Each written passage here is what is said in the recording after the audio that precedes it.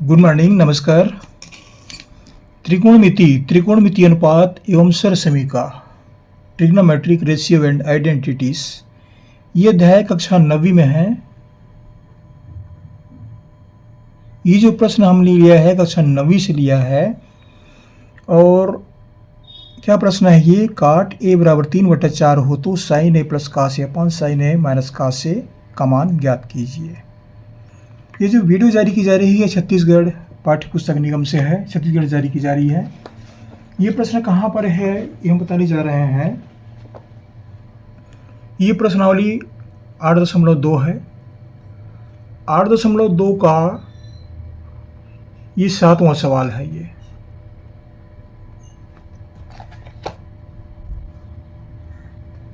प्रश्नावली 8.2 का 7वां सवाल।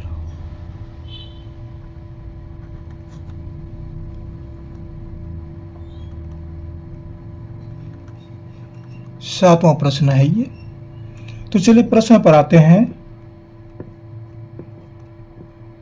काट ए बराबर दिया गया है 3/4, ये हमको दिया गया है।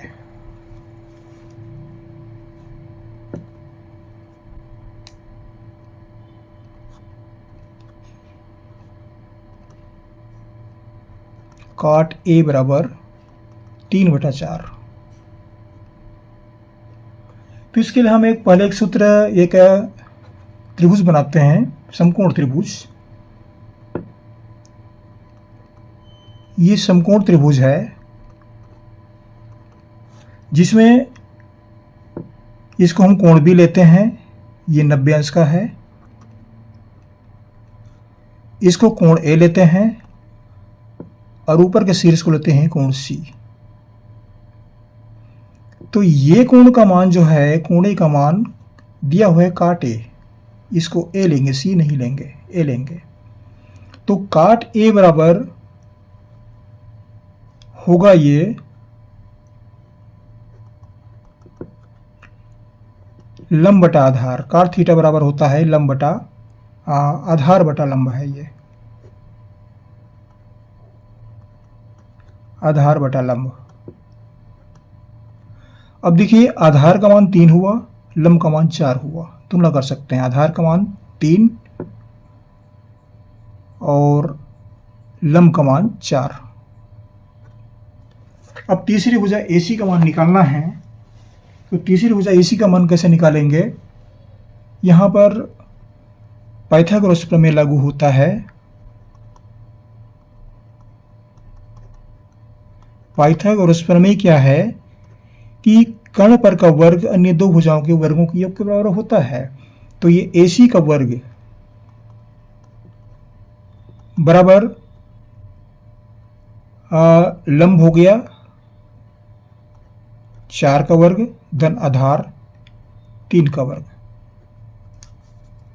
लंब का वर्ग धन आधार का वर्ग या आधार का वर्ग धन लंब का वर्ग, ऐसा भी कर सकते हैं, आगे पीछे हो सकता है। ये 4 का वर्ग करेंगे, 4 गुणी 4 होगा, 4 चौक 16। 3 को 2 बार गुणा करेंगे, 3 तिया 9। और इस तरह से AC वर्ग बराबर हुआ 25। अब दोनों पक्ष का वर्गमूल लेते हैं। दोनों पक्ष का वर्गमूल लेंगे तो AC वर्ग या वर्ग यहां से हट जाएगा और 25 का वर्गमूल जो है वो 5 आ जाएगा। इस तरह से AC का मान यहां पर 5 हुआ। अब हमको क्या चाहिए? साइन ए और कास ए। ये मान निकालना है तो हमको साइन ए कास ए चाहिए। साइन ए कास ए का मान निकालना पड़ेगा, उसके बाद ही मान रख सकते हैं।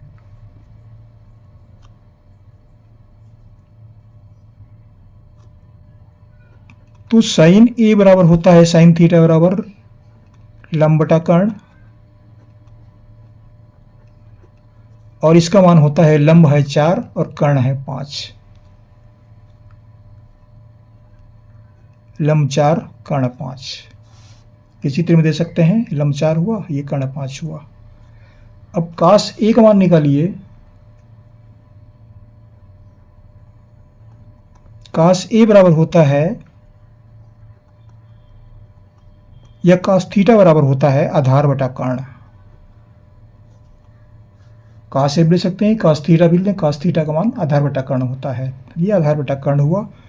आधार का मान है, चित्र में दिखा देता हूँ मैं, आधार 3 है और कर्ण का मान 5 है, तो ये 3/5 हुआ, 3/5। अब क्या निकालना है हमको,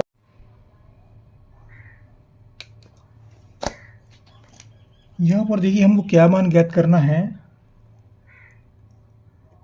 साइन ए प्लस कास ए अपॉन साइन ए माइनस कास ए,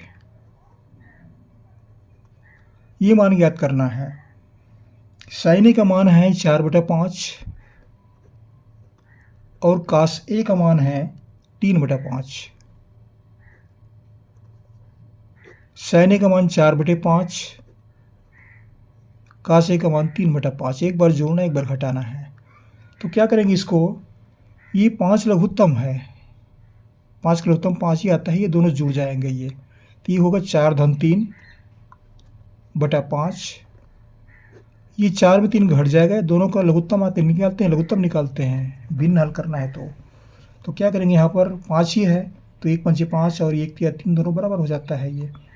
तो 4 × 3/5 बराबर 4 और 3 7/5 और ये हुआ 4 में 3 घटा दिए 1/5। अब इसको हल करेंगे तो 7/5, ये संख्या पलट जाएगा, 5/1 हो जाएगा, 5 एकम 5, 5 एकम 5 बराबर 7। तो हमें उत्तर क्या मिला, उत्तर बराबर 7।